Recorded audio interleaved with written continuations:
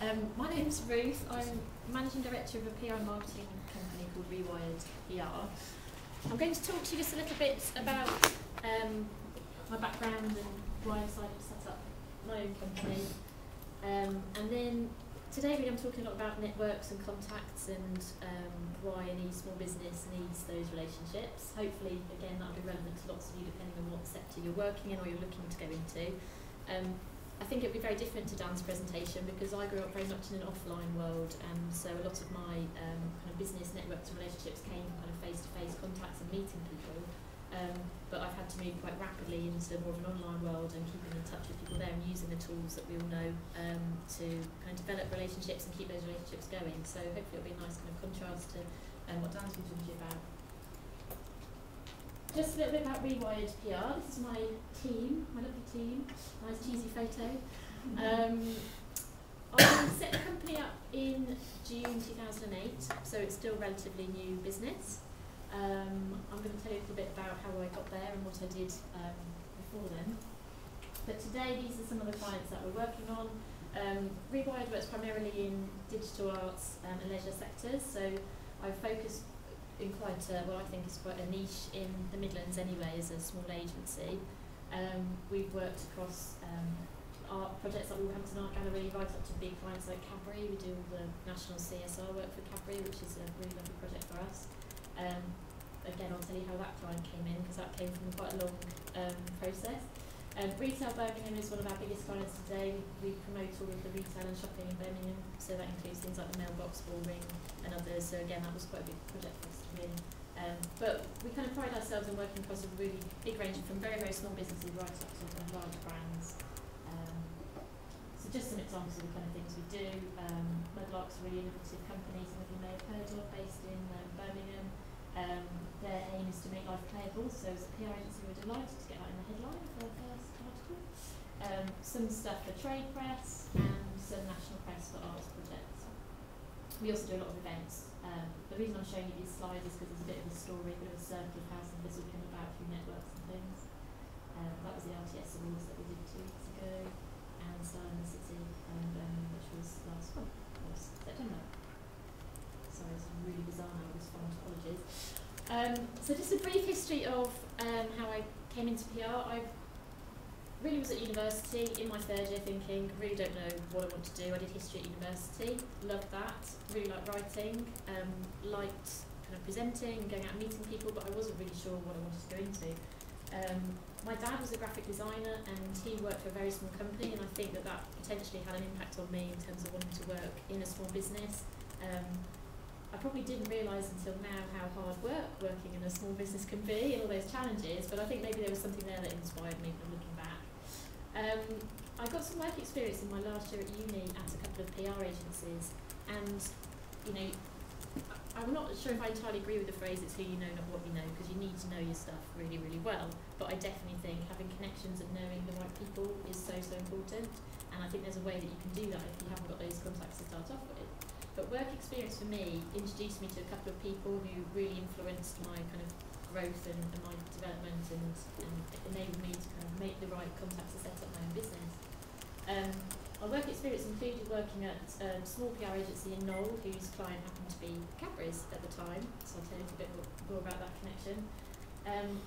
When I was at university, I also did some research for a chap called Sir Bernard Zisman, who's very influential in Birmingham. He was counsellor behind the development around the NIA in Brindley Place, and he was writing a book about the history of Birmingham, and as a history graduate he came into our lecture one day and said, "I'm looking for a researcher, is anyone interested?" Put my hand up and spent a year going through the Birmingham University archives researching stuff for his book. Now, Sir Bernard Zisman is a character who's kind of come up various times during my life and introduced me to people, and that connection started right back at university, and I'm really proud that we stayed in touch.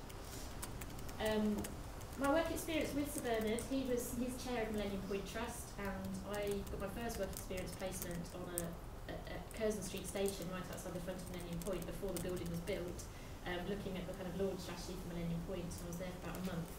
And who should walk in for a meeting one day but Willoughby PR, who'd been appointed as the agency to do the PR for Millennium Point.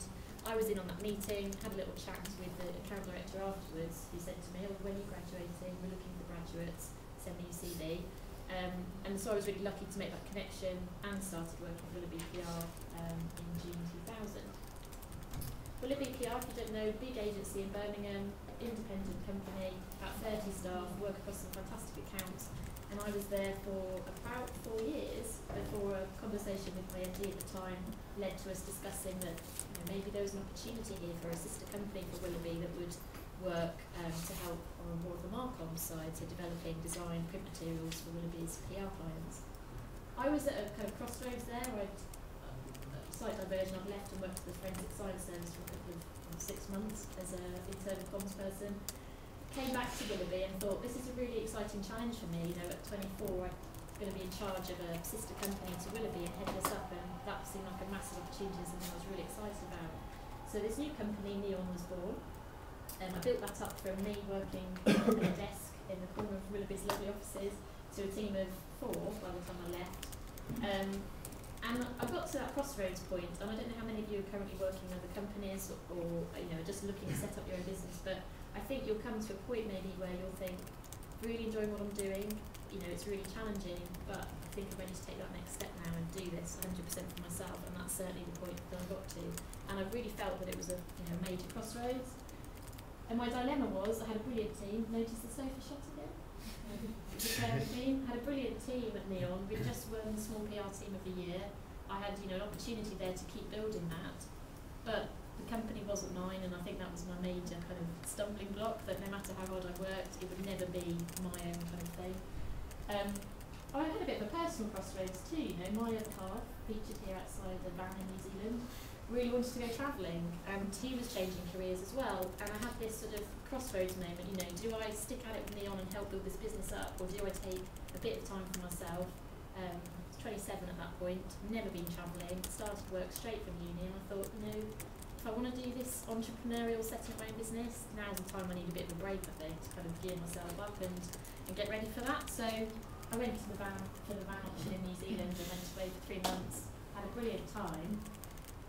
Back in my head, constantly thinking, okay, I've built up this brilliant network of people in Birmingham now, this is probably not the best time to be disappearing off for 3 months, because if I'm going to set up my own business, what happens to those people that I've met, those contacts that I know, not just potential clients, but journalists, the people that we need in a PR agency to keep that business going.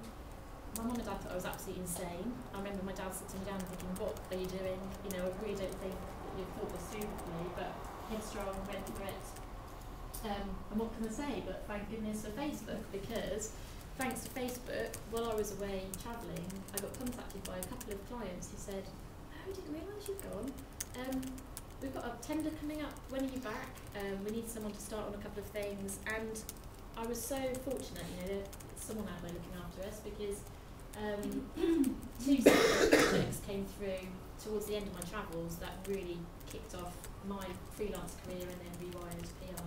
And thank goodness for social networks, and I've certainly learned since then how important they can be. This picture is there because this is the 3 sisters at Echo Point in Australia, and I'd had a message through Facebook at the end of our time in New Zealand saying, from a contact that I knew but not particularly well, saying, I'm working on this great project called the Big Picture for the Arts Council. We want to appoint a PR consultant. Would you be interested in putting in a tender? I need your ideas next week. So I spent a day in an internet cafe in New Zealand writing up my proposal.